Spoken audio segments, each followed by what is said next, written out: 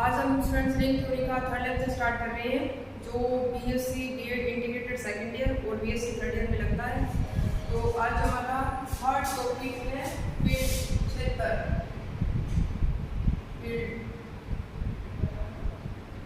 Field होता क्या है स्टूडेंट्स? सबसे पहले कल हमने इंटीग्रल डोमेन के बारे में डिस्कशन किया था। इंटीग्रल डोमेन या पूर्णांकीय प्रांत क्या होता है स्टूडेंट्स? पूर्णांकीय प्रांत कोई भी वलय है, पूर्णांकीय प्रांत कब कहलाता है? जब वह तत्समकी वलय हो, क्रम विनिमय वलय हो और शून्य के भाज्य रहित हो। अगर ये तीनों कंडीशन है फील्ड रिंग के अलावा अगर कोई भी रिंग सेटिस्फाई करता है तो वो क्या बनता है? पूर्णांकीय प्रांत बनता है। आज हम क्या करेंगे? फील्ड के बारे में डिस्कशन करते हैं। तो फील्ड क्या होता है?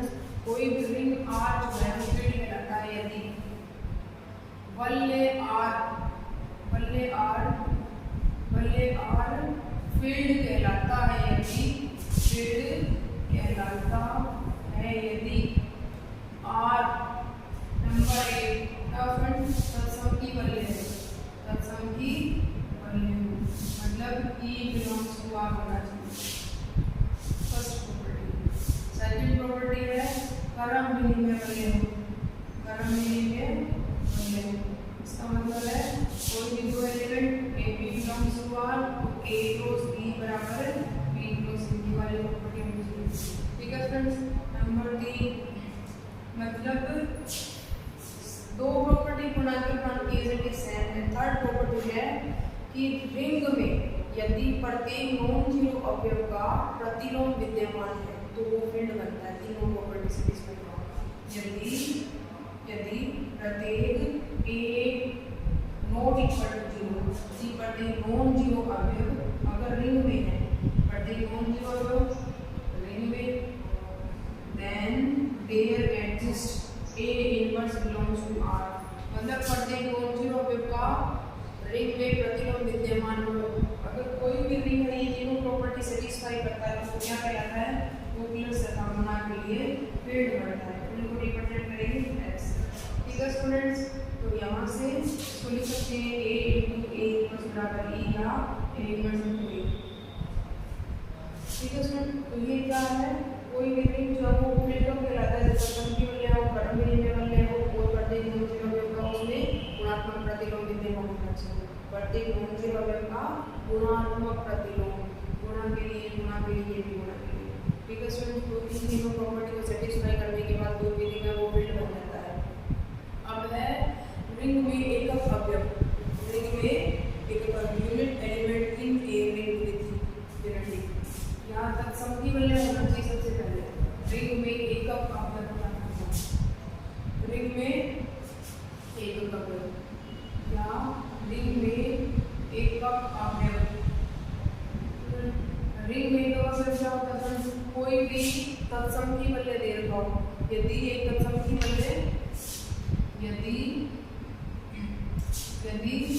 ए आर क्या है? आर एक तत्समकी वलय है, तत्समकी वलय तथा तत्समकी वलय तब 1 या e बिलोंग्स टू आर। तत्समकी वलय तब गुणात्मक प्रतिलोम मतलब गुणात्मक का व्यक्तित्व होना चाहिए।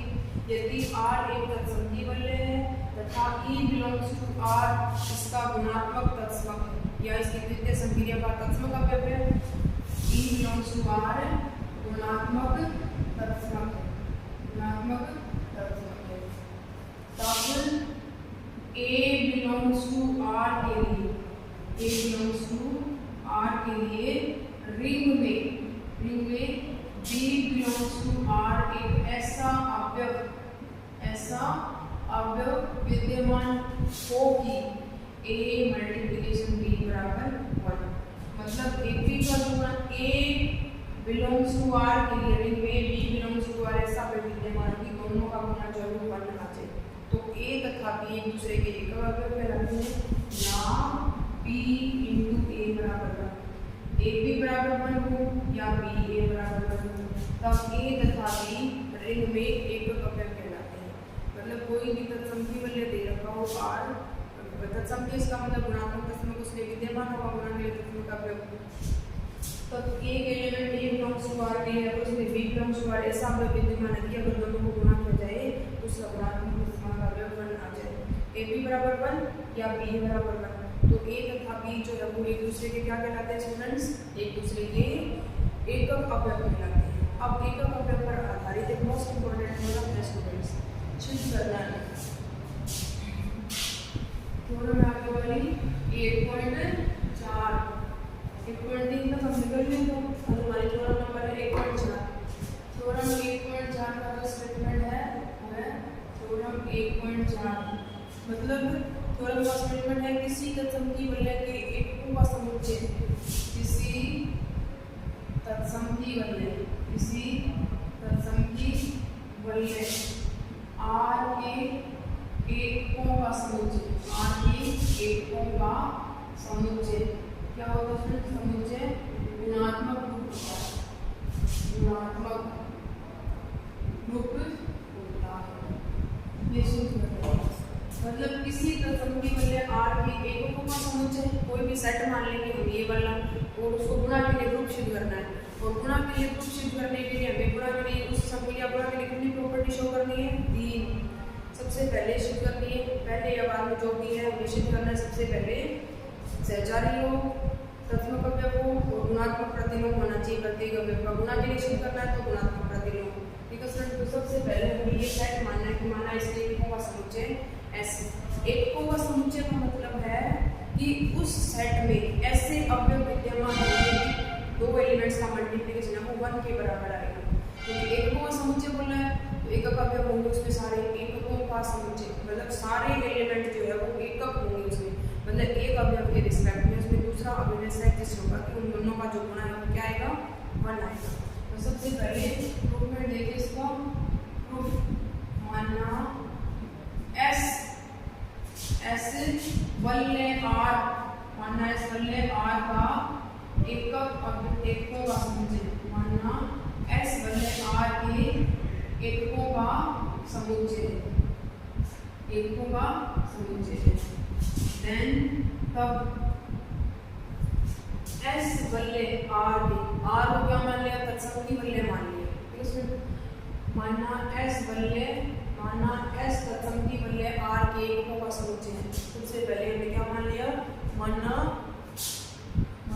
एस वलय तत्समकी वलय मान लिया। मानना एस तत्समकी वलय R, तत्समकी वलय R के एककों का समुच्चय। कब एककों का समुच्चय है तब 1 बिलोंग्स टू R के सापेक्ष, मतलब रिंग में 1 के सापेक्ष 1 ही एक ऐसा अवयव हो सकता है जिसका गुणा 1 आएगा। क्योंकि 1 को किसी और एलिमेंट से मल्टीप्लिकेशन करेंगे तो 1 तभी आएगा जब दूसरा एलिमेंट 1 होगा। 1 × 1/2 तो 1 नहीं हो सकता, 1 × 3 तो 1 नहीं हो सकता। इसका मतलब है मानना कि S तत्समकी वलय R है तो इसका मतलब 1 है वो R पे है, तो इसका मतलब तत्समकी वलय R के एककों का समुच्चय हमने क्या लिया, S लिया। तो 1 बिलोंग्स टू R के सापेक्ष 1 ही, तो 1 बिलोंग्स टू R के सापेक्ष 1 ही ऐसा अवयव विद्यमान है, विद्यमान होगा कि 1 × 1 बराबर 1। और ये एक अवयव की कंडीशन होती है कि एक के रिस्पेक्ट दूसरा ऐसा अवयव जो जिसको एक के रिस्पेक्ट दूसरा ऐसा अवयव कि दोनों का जो गुणा है वो 1 आ जाए। तो दोनों का गुणा है वो 1 आ गया, इसका मतलब है कि दोनों एक दूसरे के एकक अवयव हो गए। और एकक अवयव होते हैं वो कहाँ से बिलोंग करेंगे, S से, क्योंकि हमने मानना है कि S जो है वो R के एककों का समुच्चय और ये दोनों एक दूसरे के एकक अवयव है। इसका मतलब 1 है वो कहाँ से बिलोंग करेगा, S से बिलोंग करेगा। इसका मतलब समीकरण नंबर फर्स्ट। तो समीकरण फर्स्ट से निश्चित होता है कि S में जो है वो गुणात्मक तत्व है, क्योंकि आइडेंटिटी क्या होता है, क्योंकि गुणात्मक गुणा जो हमारी प्रॉपर्टी है उसका तत्समक अवयव 1 होता है। अतः समीकरण 1 से, अतः समीकरण 1 से स्पष्ट है कि 1 बिलोंग्स टू S जो क्या है, गुणात्मक तत्समक अवयव, गुणात्मक तत्समक अवयव।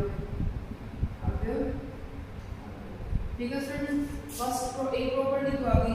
अब क्या मान लिया, क्योंकि S जो है वो गुणात्मक S जो है वो एककों का समुच्चय और इसमें ऐसे ही एलिमेंट एग्जिस्ट होंगे कि दो एलिमेंट्स का गुणा 1 के बराबर आएगा। आगे ले लिया मानना और मानना a B belongs to S के सापेक्ष, a B belongs to S के सापेक्ष c d belongs to S, ऐसे अवयव है कि ऐसे अवयव है कि दो एलिमेंट्स का मल्टीप्लिकेशन क्या आएगा 0। इसका मतलब a मल्टीप्लिकेशन c बराबर 1 बराबर c इनटू मल्टीप्लिकेशन b, तथा सेकंड आएगा b को d से मल्टीप्लिकेशन किया तब 1 आएगा, d को b से मल्टीप्लिकेशन किया तब 1 आएगा। क्या ac बराबर 1 बराबर c है, तथा bd बराबर 1 बराबर d, इसके नंबर 2। क्यों? क्योंकि S एककों का समुच्चय है, क्योंकि S एककों का समुच्चय है। इसका मतलब है कि AC और C का गुणा भी बनाएगा, BD और DB का गुणा भी बनाएगा, क्योंकि इनके रिस्पेक्ट में ऐसे अवयव भी विद्यमान होंगे कि उन दोनों का गुणा क्या आना चाहिए, हमारे पास 1 आना चाहिए। तो आगे हमने क्या लेंगे, इसमें कंडीशन ले ली। पहले हमने ले लिया एलिमेंट्स, तो AB ले लिया, AB को गुणा किया DC से। तो हमें ये शिफ्ट करना है कि इनका गुणा में 1 आएगा, तो इसका मतलब ये भी एक का अवयव, ये एक का अवयव। पहले ए भी ले लिया और सी भी ले लिया, बी सी ले लिया, इसको लिख सकते हैं ए बी। देखो ए बी दोनों बिलोंग कर सकते, तो ए बी ए और बी दोनों एस के एलिमेंट है।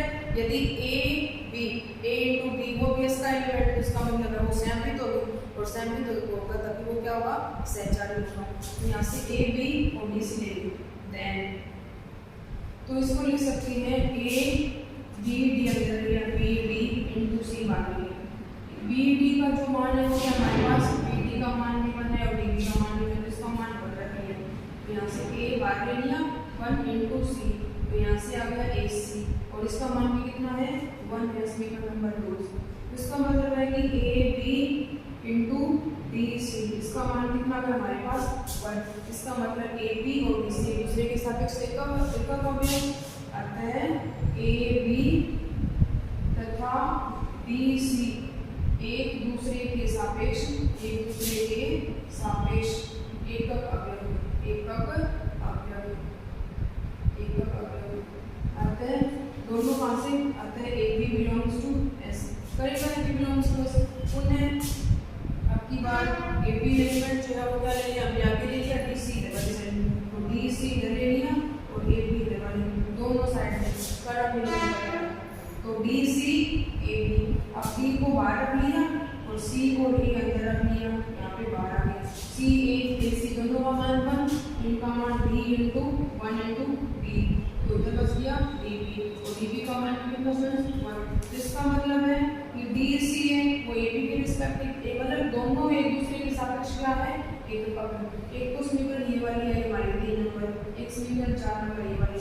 ये 3 और 4 के आधार पर हम ये वाली लाइन लिख सकते हैं कि एक दूसरे के सापेक्ष क्या है, एक का अवयव है, एक का। इसका मतलब है ए बी बिलोंग्स टू कहाँ से करेगा, अतः यहाँ से आ जाएगा हमारे पास A B belongs to S, क्योंकि ए और बी दोनों अलग अलग एस के एलिमेंट, तो एक साथ भी किसके एलिमेंट हो जाएंगे एस। अतः एस क्या होगा, सममित है, इसका मतलब सममित है, तो अतः एस गुणा के सापेक्ष, एस गुणा के सापेक्ष सममित है, अतः क्या होगा, अतः सहचारी होगा। सहचारी हो गया, ये मतलब साचलेता का मतलब इसका इक्वेशन नंबर इसको मान लिया हमने 5 इस लाइन 5 नंबर इक्वेशन कंप्लीट की। अब देखिए स्टूडेंट्स हमारे पास इक्वेशन आई थी 3 नंबर 4 नंबर, अंत में ए और सी का गुणा बनाता है, डी और बी का गुणा बनाता है, और एस में इससे दो एलिमेंट एग्जिस्ट है, एक का समुच्चय है, जिसका मतलब एक अवयव के रिस्पेक्ट दूसरा अवयव ऐसा एग्जिस्ट है कि उन दोनों का गुणा 1 आएगा। और दो एलिमेंट का मल्टीप्लिकेशन जब आइडेंटिटी आता है तो इसका मतलब क्या, वो एक दूसरे के प्रतिलोम अवयव है। तो यहाँ से देखिए, क्योंकि समीकरण 3 से समीकरण नंबर 3 है ये वाली, लास्ट में AC है, AC बराबर 1 है, फिर है 4 से DB बराबर 1। इसका मतलब AC एक दूसरे की क्या है, प्रतिलोम अवयव। यहाँ से A बराबर C इनवर्स आ सकता है, यहाँ से D बराबर A इनवर्स आ सकता है। मतलब S में जो है वो प्रति जितने भी एलिमेंट हम लेंगे दो एलिमेंट्स का गुणा 1 आएगा। यदि दो अवयव का गुणा आइडेंटिटी आता है तो इसका मतलब है अतः वह एक दूसरे के प्रतिलोम अवयव है। यदि यदि दो अवयव का गुणा तत्समक अवयव आता है,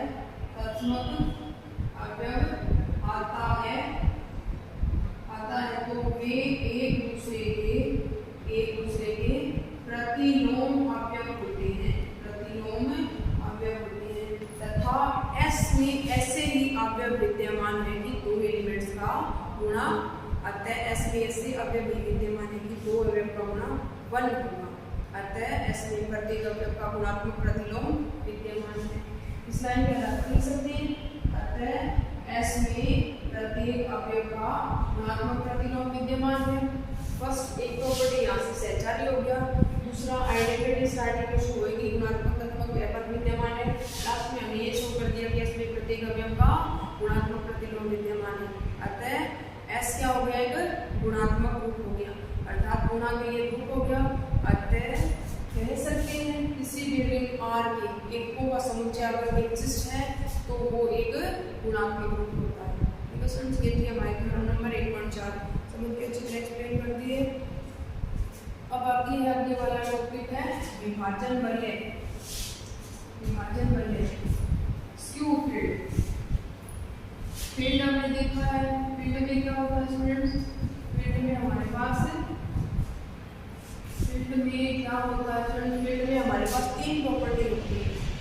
फील्ड F के लिए प्लस होता है, फील्ड है, फील्ड में तीन प्रॉपर्टी होती है, कौन कौन सी, R22 होती है, R23 होती है, और प्रत्येक नॉन जीरो एलिमेंट अगर R में है तो उसका इनवर्स होगा, क्या होगा, R होगा। ये थर्ड प्रॉपर्टी, फील्ड की फर्स्ट प्रॉपर्टी, सेकंड प्रॉपर्टी और फील्ड की थर्ड प्रॉपर्टी। ये तीन प्रॉपर्टी अगर कोई भी संतुष्ट करता है तो वो क्या कहलाता है, तो वो एक क्या कहलाता है, फील्ड कहलाता है। फील्ड के लिए तीन प्रॉपर्टी। अब हम पढ़ रहे हैं अगले वाला टॉपिक स्क्यू फील्ड या स्क्यू फील्ड विभाजन बल्ले। कोई भी रिंग R जो है वो विभाजन बल्ले कहलाता है। यदि R क्या हो, कोई भी रिंग R जो है R प्लस तथा गुणा के लिए विभाजन बल्ले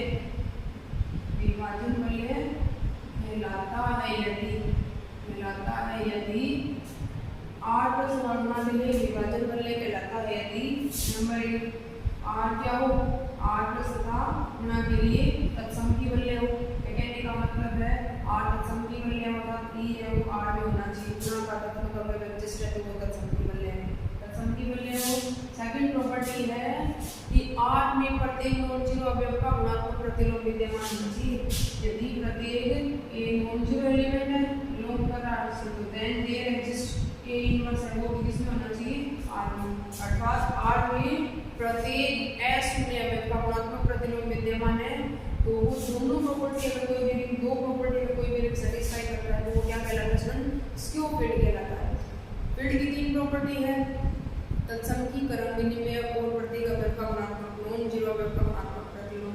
और इसकी ओनली है तत्सम की बल्ले और प्रत्येक नॉन जीरो अवयव का गुणात्मक प्रतिलोम। इसका मतलब है कि जो फील्ड है वो स्क्यू फील्ड बन सकता है, क्योंकि फील्ड की तीन प्रॉपर्टी है और उसकी फील्ड की दो प्रॉपर्टी है और दोनों प्रॉपर्टी है वो फील्ड में आती है। इसका मतलब है क्षेत्र जो है वो विभाजन बल्ले हो सकता है, परंतु विभाजन बल्ले कभी भी क्षेत्र नहीं हो सकता, क्योंकि विभाजन बल्ले की दो प्रॉपर्टी है और उसका विनिमयता रहेगी। तो इसका मतलब है कि स्क्यू फील्ड है वो फील्ड नहीं हो सकता, फील्ड है वो स्क्यू फील्ड बन सकता है। ठीक है स्टूडेंट्स, तो यहाँ से एक एग्जाम्पल है हमारे पास है कि n×n क्रम के जो मैट्रिसेस का विकर्णीय मैट्रिसेस का जो समुच्चय होता है योग तथा गुणा के विभाजन बल्ले होता है, क्योंकि मैट्रिक्स गुणा पर विनिमय नहीं होता। इसने कहा है कि n×n क्रम के व्युत्क्रमणीय मैट्रिसेस का मतलब है कि प्रत्येक मैट्रिक्स के मापांक का मान 1 होना चाहिए। कि n×n क्रम के व्युत्क्रमणीय मैट्रिसेस का जो समुच्चय है वो प्लस तथा गुणा के लिए विभाजन बल्ले होता है, परंतु क्षेत्र नहीं होता। क्यों? क्योंकि मैट्रिक्स गुणाकरण विनिमय नहीं होता है। ठीक है फ्रेंड्स, इस आधार पर एग्जाम्पल नंबर हमारे पास है एग्जाम्पल नंबर 8। एग्जाम्पल नंबर 8 में स्टूडेंट्स एक सेट दिया गया है, सिद्ध कीजिए कि ए बी। एग्जाम्पल नंबर 8 में सेट हमारे पास, इस सेट को हमने सेट नाम दे दिया जी सेट है a b minus b bar और ए बार, ये वाले और सारे जो एलिमेंट है ए बी हासिल कर रहे हैं कॉम्प्लेक्स नंबर से। तो सिर्फ करना है मैट्रिक्स को पूरा विभाजन रिंग है, क्या है फील्ड है, विभाजन वलय सिद्ध करना है। इसको विभाजन वलय की दो ही प्रॉपर्टी है, दोनों प्रॉपर्टी हमें शो करनी है, वो ऐसे शो नहीं करनी है स्टूडेंट्स। देखिए मतलब कोई भी सेट अगर हमें दे रखा हो, पर्टिकुलर अगर सेट हमें दे रखा हो, उसको फील्ड सिद्ध करना हो, पूर्णांकीय प्रांत सिद्ध करना हो, क्षेत्र सिद्ध करना हो, तो हम वहाँ पे पूर्णांकीय प्रांत फील्ड इनकी प्रॉपर्टी सेटिस्फाई नहीं करेंगे। वहाँ पे हम क्या करेंगे, इनकी क्लोजर प्रॉपर्टी शो करेंगे। हमें पता है रिंग में दो संख्या होती है, प्लस तथा गुणा, प्लस तथा गुणा, और हमें ये भी पता है कि रिंग तभी होता है जब R प्लस के लिए अबेलियन ग्रुप हो, प्रथम प्रॉपर्टी के लिए अबेलियन ग्रुप हो। और अबेलियन ग्रुप की चार प्रॉपर्टी थी, साचक्यता गुणधर्म, तत्समक और योज्य तत्समक। योज्य तत्समक का मतलब होता है कि A का योज्य तत्समक माइनस ए होता है, तो A प्लस माइनस ए करेंगे तब इसका मान 0 आएगा। तो इसका मतलब माइनस वाले एलिमेंट भी रिंग में आते हैं, -2 -3 -4, ये वाले एलिमेंट भी कहाँ आएंगे, रिंग में आएंगे। तो इसका मतलब है कि कोई भी पर्टिकुलर सेट हमें दे रखा हो, उसको हमें वलय सिद्ध करना हो, पूर्णांकीय प्रांत सिद्ध करना हो या क्षेत्र सिद्ध करना हो, तो इनको ये सिद्ध करने के लिए वहाँ पे हम इनकी प्रॉपर्टी शो नहीं करेंगे। वहाँ पे हम क्या करेंगे स्टूडेंट, वहाँ पे हम समृद्धता गुणधर्म शो करेंगे, प्लस के लिए, गुणा के लिए और माइनस के लिए। तीनों प्रॉपर्टी सिद्ध करने के बाद उसकी जो पर्टिकुलर प्रॉपर्टी है एक आधी बचती है। जैसे तीनों प्रॉपर्टी हमने शो कर दी, तो इसका मतलब है फर्स्ट के लिए हो जाएगा अबेलियन ग्रुप, हो जाएगा सेमी ग्रुप भी हो जाएगा, आइडेंटिटी देख लेंगे कि है या नहीं है। फिर हमारे पास एक ही प्रॉपर्टी बचती है स्क्रू फील्ड के लिए, कौन सी स्टूडेंट, कि प्रत्येक नॉन जीरो वेव का प्रतिलोम एक्सिस्ट होना चाहिए। तो यहाँ से प्रतिलोम देख लेंगे कि इसका प्रतिलोम है या नहीं है। अगर इसका प्रतिलोम है तब ये विभाजन वलय, और मैट्रिक्स गुणाकरण विधि में होता नहीं है, तो इसका मतलब ये क्या नहीं बन सकता, क्षेत्र नहीं बन सकता। तो इसका मतलब विभाजन वलय तो बनेगा परंतु क्षेत्र नहीं बनेगा। तो इस आधार पर आपके जो नोटबुक है उसमें एग्जाम्पल 1 से लेकर 8 तक है, वो आपको सोल्व करने हैं, जहाँ पे हमें क्या करना है, कुछ संख्याओं पर आधारित है और कुछ विशेष सेट दे रही है, उन सेट्स के आधार पर उनको फील्ड सिद्ध करना है, पूर्णांकीय प्रांत सिद्ध करना है, क्षेत्र सिद्ध करना है। तो आपको कंटिन्यू 1 से लेकर 8 तक करना है, ठीक है स्टूडेंट। 9 नंबर एग्जाम्पल जो नीचे सा है हो जाएगा। तो जो नेक्स्ट लेक्चर में है वो हम क्या करेंगे, फील्ड पर आधारित, फील्ड पढ़ लिया, स्क्रू फील्ड पढ़ लिया, फील्ड पे आधारित मोस्ट इंपॉर्टेंट एक थ्योरम थी, वो थ्योरम हमने कर ली। तो नेक्स्ट लेक्चर में क्या करेंगे, फील्ड पर ही आधारित एक मोस्ट इंपॉर्टेंट थ्योरम हम करेंगे, क्योंकि थ्योरम्स इंपॉर्टेंट है। 8 एग्जाम्पल है, क्वेश्चन पेपर में मोस्टली वही पूछे जाते हैं।